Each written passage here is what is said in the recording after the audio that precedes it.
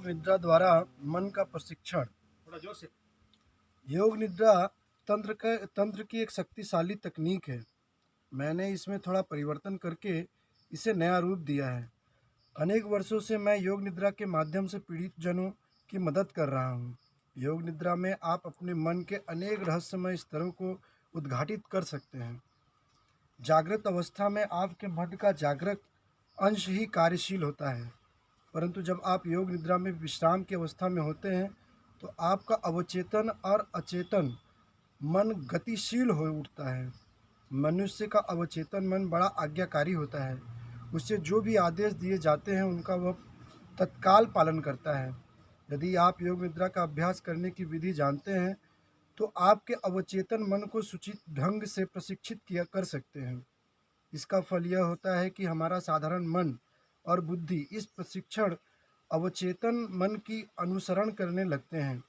यदि आप योग निद्रा सीख सकते हैं तो मन की प्रकृति बदली जा सकती है, बीमारियां ठीक हो सकती हैं तथा अभ्यासकर्ता का सृजनात्मक क्षमता अकल्पनीय विस्तार हो सकता है। मनुष्य का अवचेतन तथा अचेतन मन बड़ा शक्तिशाली होता है। योग निद्रा की सरल विधि द्वारा मन की अथाह गहराई से उतारा जा सकता है।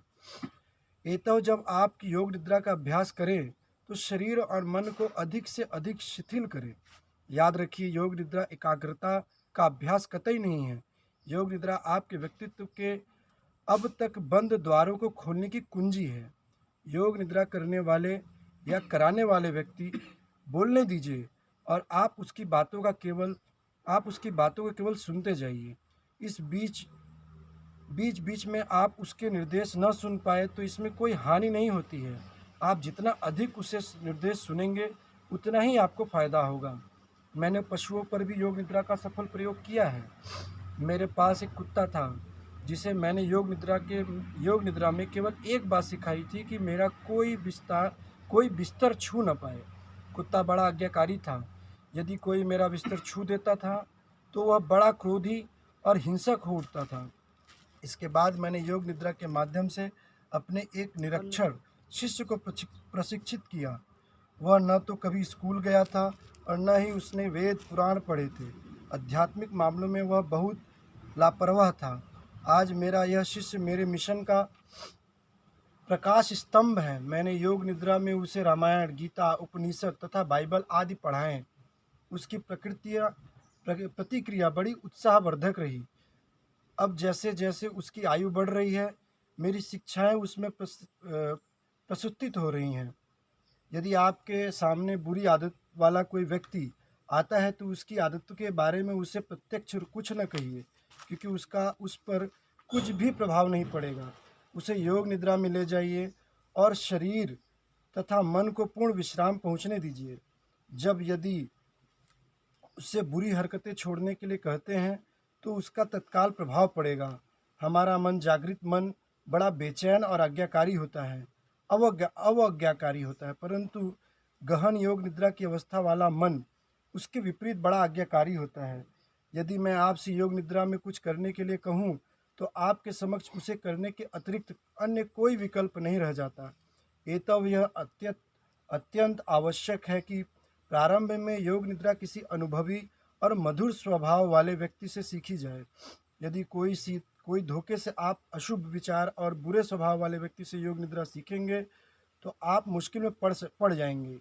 योग निद्रा एक तांत्रिक क्रिया है, क्योंकि तंत्र में मन का विकास स्वतः सहज ढंग से होता है। आपको अपने स्वभाव, आदतों, सीमाओं से संघर्ष करने की कतई जरूरत नहीं है।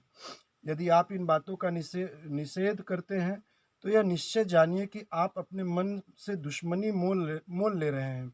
यही कारण है कि अनेक व्यक्ति जो धर्म के माध्यम से अपनी त्रुटियों का परिष्कार करने का प्रयास करते हैं, विखंडित व्यक्तित्व वाले हो जाते हैं।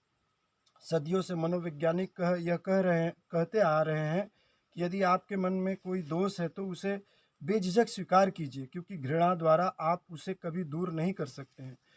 परंतु इसे कैसे दूर किया जाए?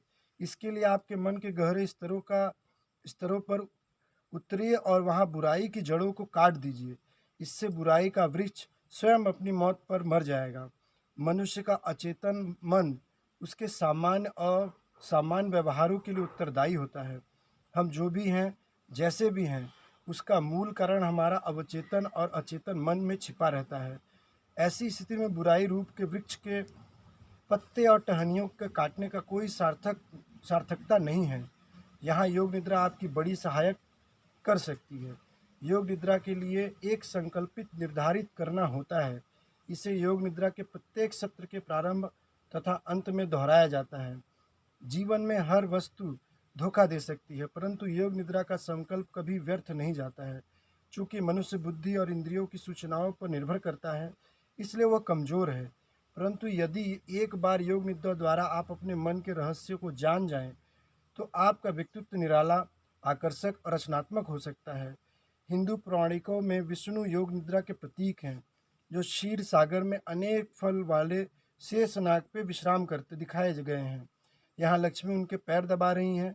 उनकी नाभि से एक कमल निकलता है और कमल के मध्य में ब्रह्मा विराजमान है, जो हमारे अचेतक प्रतीक हैं। इससे यह सिद्ध होता है कि योग निद्रा में हमारे अचेतन मन की अभिव्यक्ति होती है। कल्पना कीजिए कि आपका कंबल शेष शैया और कमरे का फर्श शीश सागर है, जिस पर आप नारायण के रूप में योग निद्रा कर रहे हैं।